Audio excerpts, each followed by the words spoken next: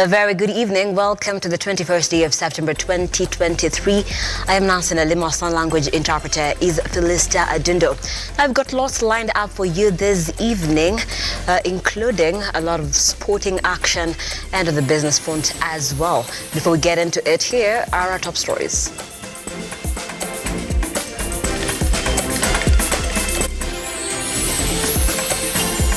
Tonight on Lookup News. We are sold. Religious leaders support the new MAISHA number after a meeting with the Immigration Department. AG Mutori supports government move to change Kenyatta University Hospital ownership, putting it under the board and CEO. A mother and her 3 children die in Kisii after a fire races down their house. And a deadly assignment. A 13-year-old girl goes missing in Kandara after going to look for bamboo sticks for her CBC assignment. Once more, welcome to the broadcast. This is Look Up News.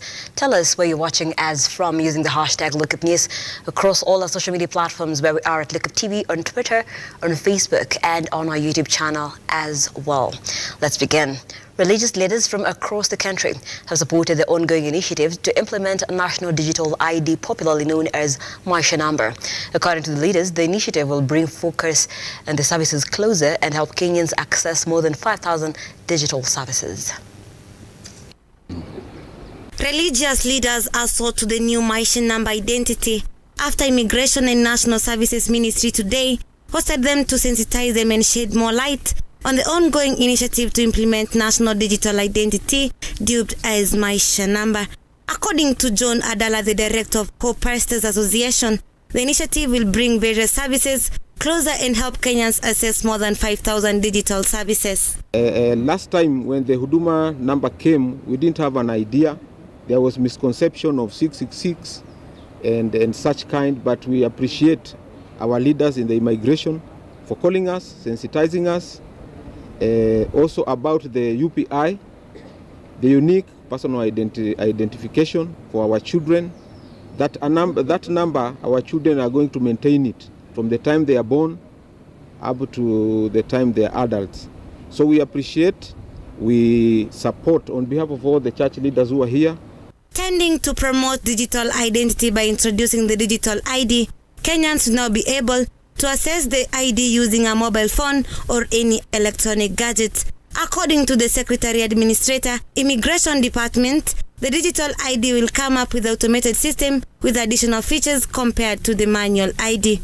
So the current system that we are proposing now, which we have been able to brief the religious fraternity that is here, is going to be a digital certificate, a certificate that is going to ensure that we cure the problems that have existed there before. Because as you well know, we have been having complaints that it has not been easy even to get the birth certificates, especially in some of the areas that are far-flung. Among the issues raised to a data protection framework, public sensitization and inclusion of marginalized communities, which the ministry says that is working with various departments to make sure the measures put in place have been attained. This comes following the President directive of 90 days time frame for the initiative to have been fully completed. That the government is going to ensure that we have inclusion and non-discrimination. When His Excellency the President was launching e-Citizen, he gave a directive that within 90 days, the Ministry of Interior and National Administration, specifically the Department of Immigration and Citizen Services, must make sure that what we are discussing today, the idea of giving Kenyans an electronic ID, the idea of the digital identity process is implemented. MAISHA number is set to be launched on the 29th of September this year by President William RUTO. Mevin Getembe, Lookuptv, Nairobi. Now, the Attorney General Justin Muturi on Thursday backed the move by government to change the ownership of the Kenyatta University Teaching and Referral Hospital to be solely run by the board and CEO. Muturi had earlier on met Parliamentary Investment Committee on Education and Governance over wrangles that precipitated by disagreements over management of the hospital, calling for discussions with all the key players and stakeholders affected by the issue. A decision was reached to convert the hospital into a state corporation level 6 facility. And part of the reasoning behind is that the university was not able to run on the account of their financial position. In August 2018, a meeting led by Joseph Kinyua, then head of public service, reversed the decision to transfer ownership of KUTTRH from KU to a government agency.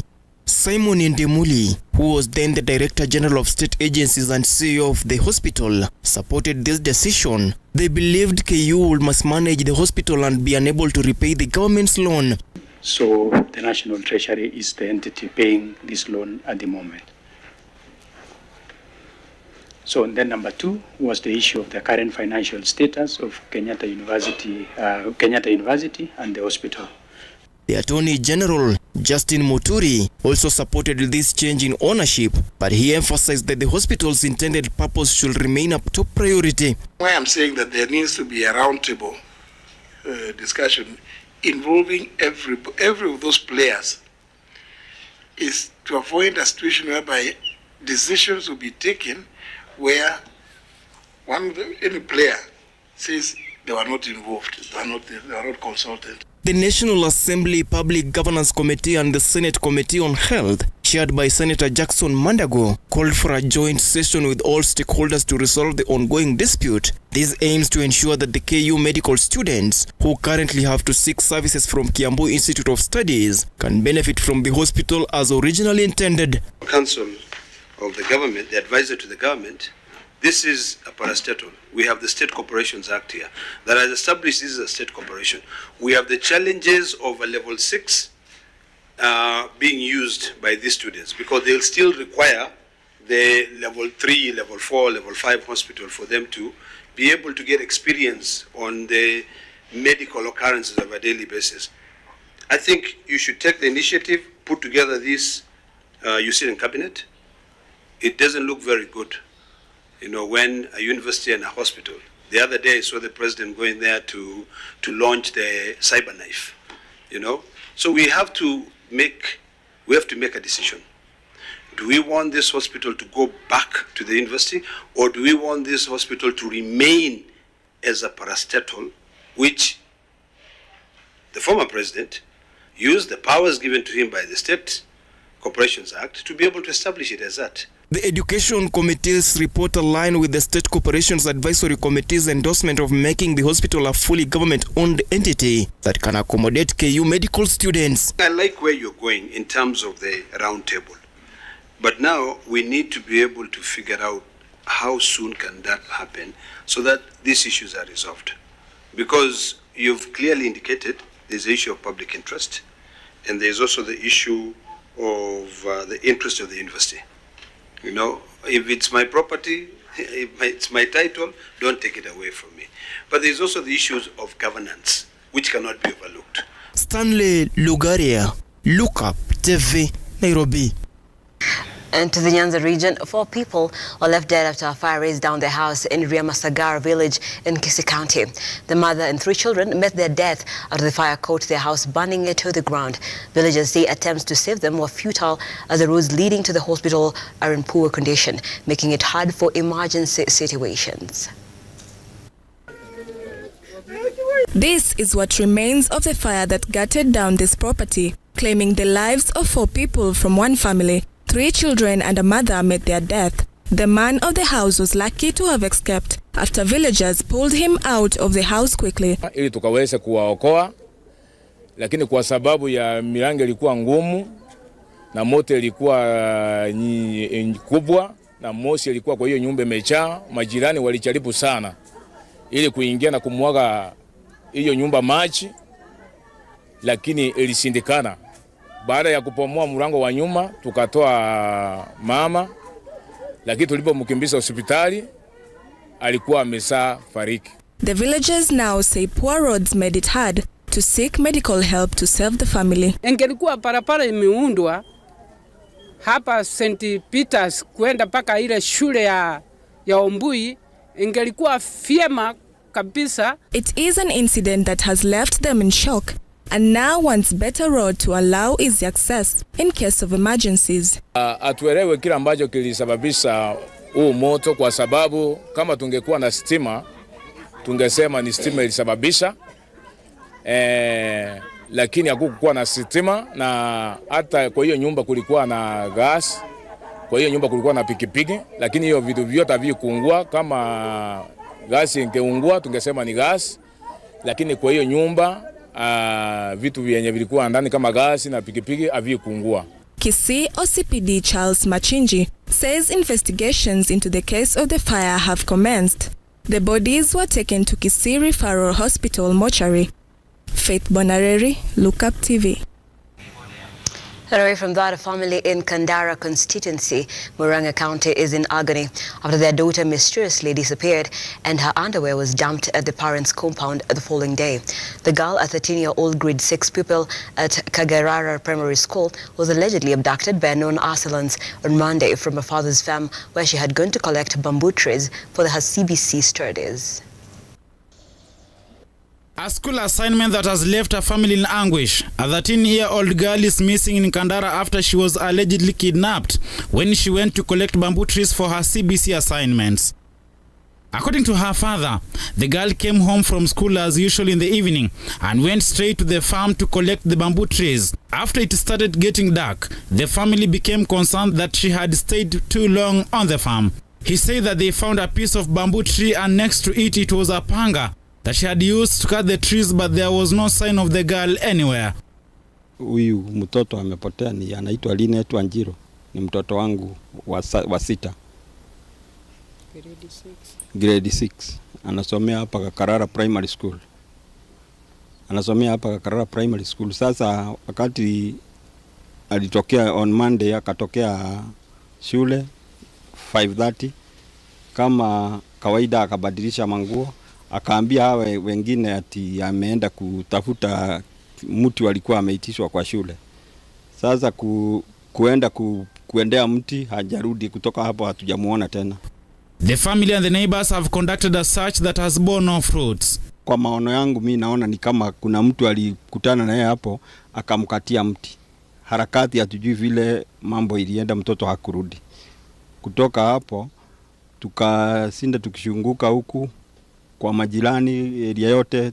Sasa kutoka hapo wakati tuliachana na polisi, wakasema tukisikia ripoti nyingine tuwaambie, na wao wakipata watatuambia.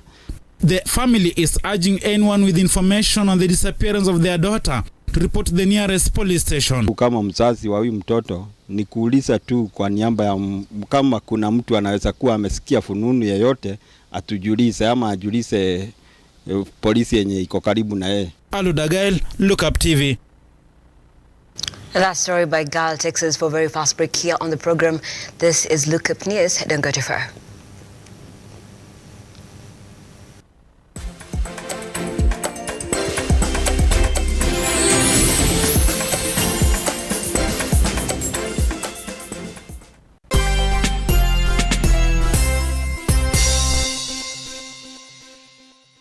Realize your home ownership dream by investing in Brookvale Tuala, a magnificent prime residential property located in Ongata, Rongai.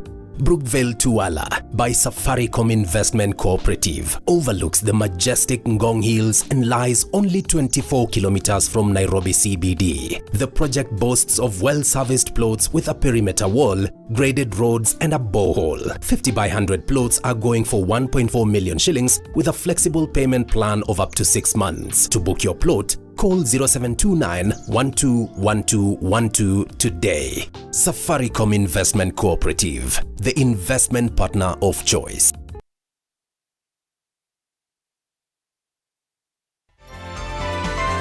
Infinity Industrial Park is one of the largest private industrial parks located along Eastern Bypass, Nairobi, which provides modern infrastructure for smooth operations for industries and business enterprises. Infinity Industrial Park offers world-class amenities and facilities with wide roads, a police station, a power substation, fire station, public transport stage, hospital, and shopping mall. In addition, Infinity Industrial Park also offers CCTV cameras, 24-hour private armed security patrol, sewer, water, fiber optic cable, and 3-phase power connection, added to public utility, canteen, and dining areas. Sail on the golden opportunity to invest in Infinity Industrial Park, fully serviced warehouses at a special price of 3,569 Kenyan shillings per square foot. For more inquiries, visit our website infinityindustrialpark.com.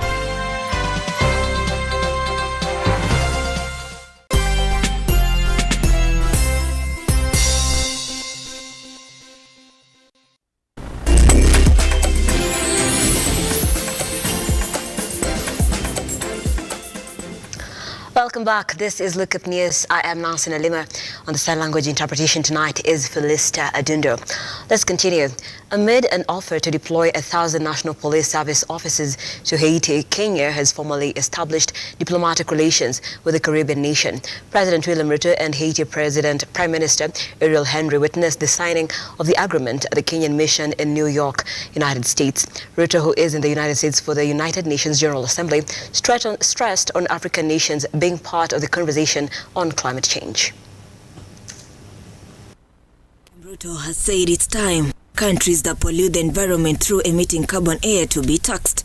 He says implementing a carbon tax on fossil fuels and carbon credits can raise the resources to unlock Africa's renewable energy potential, which is enough to accelerate the global transition towards cleaner, sustainable energy sources. Unlike other regions, Africa has no need to choose between satisfying new demand and decarbonizing existing capacity, because our existing capacity is very low.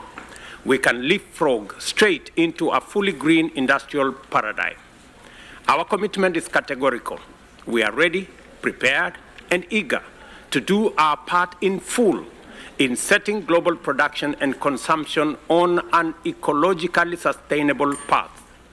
Yet, we cannot and must not do this on our own. RUTO was speaking during a discussion forum hosted by Fauna and Flora International CEO Christian Teleki in New York, United States. In addition, President William RUTO has emphasized that Africans' great need is not help, but to be included at the discussion table, as well as being given equal representation opportunities. He claims that Africa is ready to be accountable towards the projects being launched to deal with climatic change effects. Neither Africa nor the developing world stands in need of charity, handouts, or harms from the developed countries.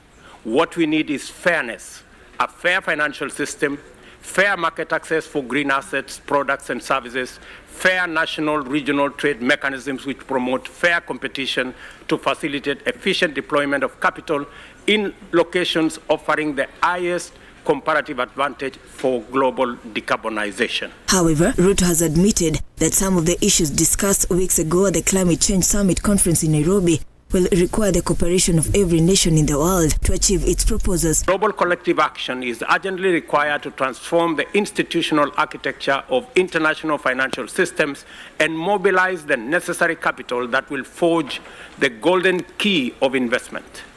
The declaration therefore proposes a pathway towards a global climate financing charter by 2025. Brother, how are you? Very good. Later, President William RUTO went to witness a diplomatic relations signing deal with the country of Haiti in the company of her Prime Minister Ariel Henry. This agreement was signed by Minister Jean-Victor Jenas and the Cabinet Secretary for Foreign Affairs in Kenya, Alfred Mutua. This will facilitate cooperation in areas of mutual interest. Ruga Evil, Lookuptv. Thank you, Ruga. Now, the body of a 31-year-old man is being held at Umash Funeral Home over 900,000 shillings pending hospital and mortuary bill. The deceased Frederick Onyango, an Azimio supporter who was shot during the Azimio anti-government protest in Busia and left with spinal cord injuries. Now, friends and family of the deceased are pleading with the government to intervene so that they can give their kin a befitting send-off. An ardent political supporter, Frederick Onyango is one of the victims of police brutality during the anti-government protest. He took to the streets to champion for what he believed was a cause, but one that will later keep him in hospital and take his life. However, his death has brought about not only the pain of losing a loved one, but the financial torture of not being able to settle his medical bills to give him a befitting send-off. Onyango alikuwa diehard wa Azimio. Na waomba wanisaidie na bradhangu. At least nimzike, nijue nimezika bradhangu. Tafadhali wanisaidie, nipate bradhangu. Sina mtu yoyote wa kunisaidia. The family of 31-year-old Frederick Onyango is struggling to raise hospital and mortuary bill worth 900,000 Kenya shilling. Their attempts to seek help hitting a dead end. Onyango's body has been lying at Umash Funeral Home since his demise on the 26th of August this year. Onyango was rushed to a nearby private hospital where he stayed for 5 days before he was transferred to Nairobi South Hospital through the support of a section of Azimio leaders. Ilikuwa ni tarehe 12 Busia. Huyu jamaa anaitwa Frederick Onyango alitoka kazini pake kuelekea kwake nyumbani. Bahati mbaya alikutana na anti-riot police ambapo walikuwa wanafukuzana na waandamaji. Bahati mbaya risasi ikampata. Wakati risasi ikampata, tulimpeleka hospitali kujaribu kutafuta matibabu. Tulijaribu na yeye hatukufanikiwa mpaka ikabidi to involve viongozi wa Azimio. His sister Beatrice Onyango says they are completely stranded and are unable to raise the amount to offset the bill. Marehemu ni brother yangu mdogo mwenye ananifuata. Brother na mama ana baba. Hana mtu yoyote wa kumsaidia. Brother yangu ako na familia, ako na watoto 4. Amekwama Nairobi, hakuna vile tunaweza saidika.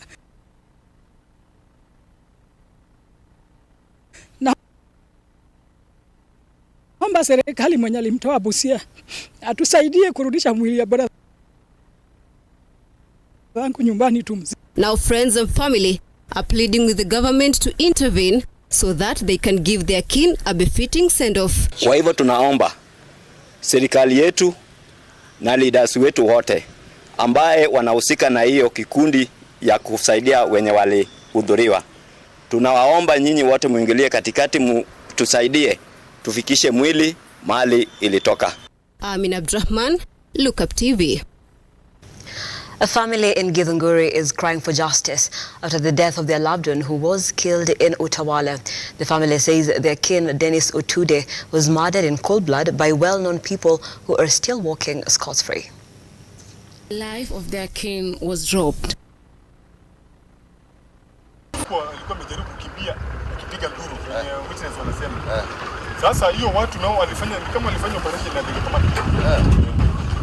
Cut short by armed gangs who attacked him on Friday in Githunguri, Utawala, leaving him with injuries that he succumbed to on Sunday while receiving treatment at Ruai Hospital, where he was at intensive care unit. The family is now crying for justice. According to eyewitness, Dennis had an envelope in his hand and seemed to be on a long phone call when attackers arrived and seemed to be only interested with the envelope in his hands. The attackers escaped on a motorbike, leaving him with deep cuts in his head, hand and leg. Sawa, nikamwambia nakuja. Mimi nikatoka tu mali nilikuwa, nikakuja hapo street. Kuangalia kando kando, nikamuona mali amekaa kando ya barabara. Kufika hapo akaniambia ngoja kidogo nimalizane na simu nyingine hapa alafu tuende. Mimi nikapaki pikipiki, nikaenda nikakaa karibu na yeye. Kaka hapo akiongea na simu kitu dakika 10 hivi. Mimi nikastukia tu watu wawili wametoka mahali tulikuwa tumekaa kando yangu, wakatusalimia. Bila walitusalimia, Deno bila aliwaangalia kwa uso, akaangalia chini. Angalia chini, hiyo dakika watu wengine wakakuja na pikipiki. Mtu wa pikipiki na watu wawili. Sasa watu wawili wale waliruka kwa pikipiki, waliruka wakitoa panga. Kutoa panga wakauliza Deno, "Boda rada?" Deno kujaribu kuamuka hivi, wakamshika. Wakang'ang'ania hapo kitu dakika kama 3 hivi. Family claims the attackers are well known and working scot-free. Dennis, the eldest son to his parents, has left behind a wife and 2 children. Ivy Wangulu, Lookuptv. Now, the search for the body of a middle-aged man who drowned in River Kiringa in Kirinyaga County has commenced. According to eyewitnesses, the deceased met his death while taking a selfie at the riverbank at the moment he slipped off and drowned. These and more stories from the counties. A middle-aged man has met his death on a hike in Kirinyaga after he drowned in a river. The family and friends have now intensified the search for his body. The local authority has now urged the residents to be more vigilant while touring the area, adding that it's not the first incident to be reported.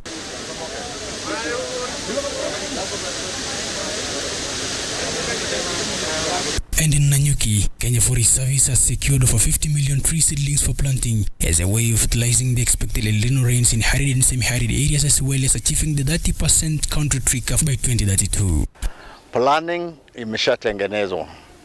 Planning ya kukusanya finances za kupanda miti, planning ya kupanga ni wapi kutapandwa hii miti, na planning ya ni miti gani inapandwa. According to the Kenya Forest Service Chief Conservator Alex Lemarkoko, 16 million tree seedlings are ready for planting. Rais amepeana mwongozo kwamba tutapanda miti bilioni 15 kwa miaka 10 ijayo, ambaye ni bilioni 1.5 kwa kila mwaka. Na of course hiyo tunasema hiyo ni kazi kubwa sana, kwa sababu ya kwanza huwezi kupanda miti kama huna mbegu. Mbegu lazima uoteshe, ndio baada ya kuotesha unapata miche, ambayo hiyo miche ndio inakuzwa katika nursery, alafu baadaye itapandwa inakuwa miti. The residents in Samburu County can now breathe a sigh in relief after the Waste of Fund project intervention to aid women in the region by giving them loans that will in turn boost their bills-making business.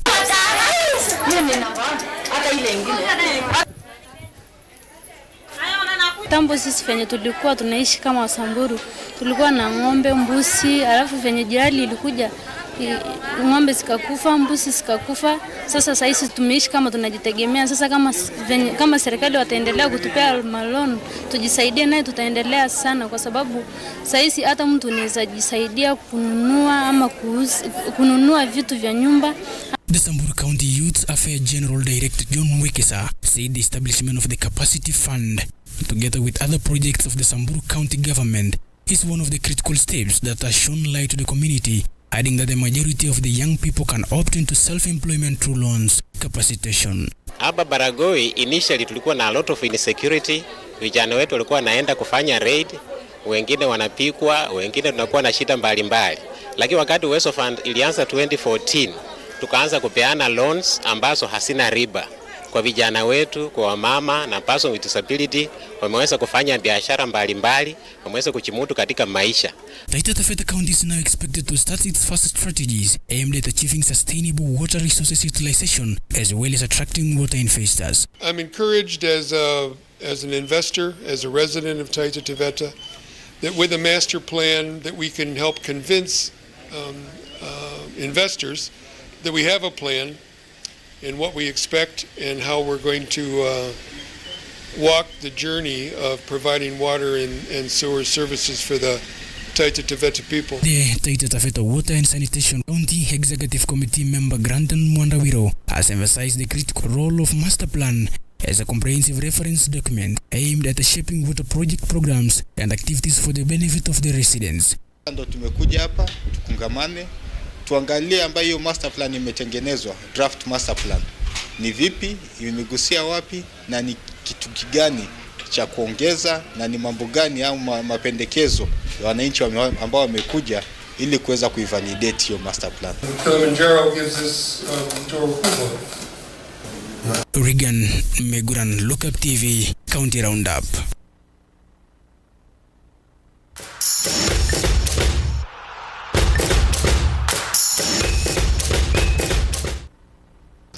Time now to get sporty. The national women's football team Harambee Starlets have touched base in Cameroon for their two-legged encounter against the indomitable Lionesses scheduled for the Friday 22nd. Despite having a slow start due to the just concluded ban, Starlets are confident on a brilliant start. Oronje Kusimba with more. Harambee Starlets has intensified their preparations ahead of their upcoming 2024 Women Africa Cup of Nations qualifiers against Cameroon, which is scheduled to take part on a home and away fixture. The Beldino Demba-led side is currently on Douala, Cameroon soil, warming up for their first meetup with the indomitable Lionesses, which is set for Friday, September 22nd.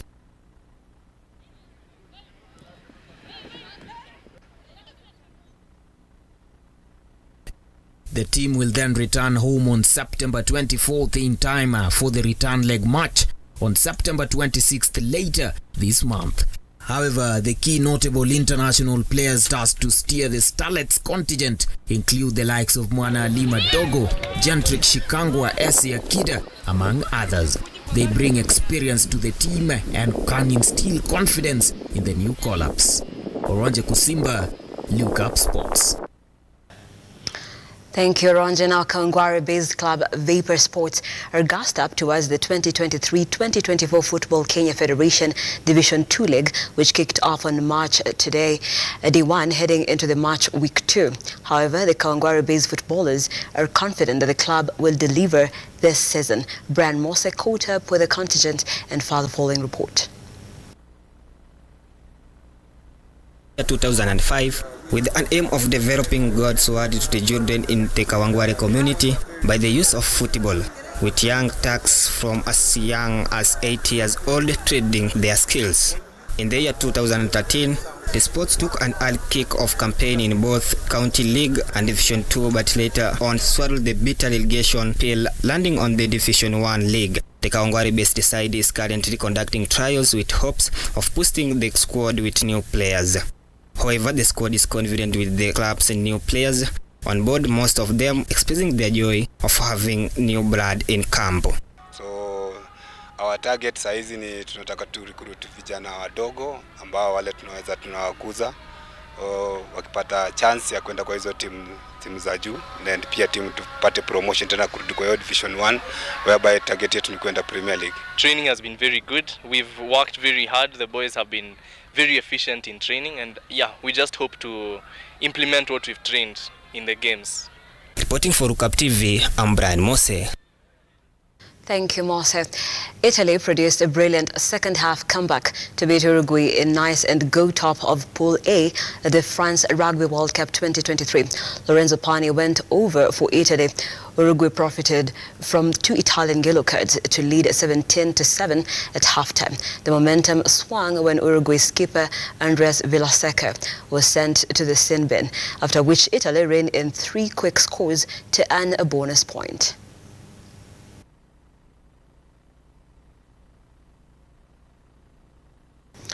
And the group stage of UEFA Europa kicks off tonight with 16 matches scheduled to play tonight. Ajax play Marseille, West Ham take on Barca Topola, while Rangers battle Real Betis. Other matches to play tonight include the group stage of UEFA Europa.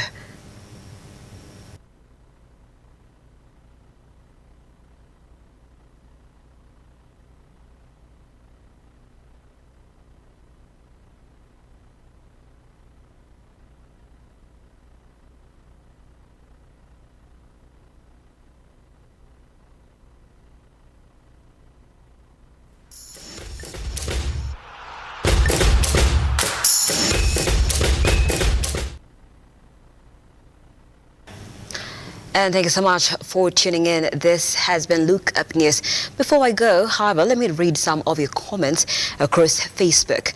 Kimani Kamau says, Afande Kimani wa Kamau, watching from Makueni County, Mavindu Police Post. Thank you so much.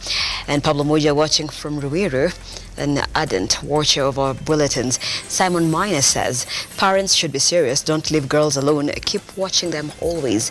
This is in regards to a story about the grade 6 student who went missing when she was out doing some assignments for her class.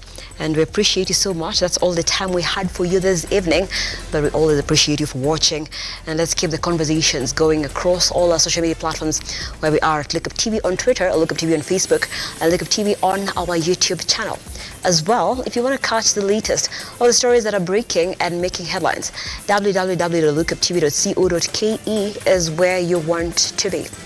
But however, for now, it's a good night. I am Nasina Limer. Our sign language interpreter has been Felista Adundo. Have a pleasant evening. Good night.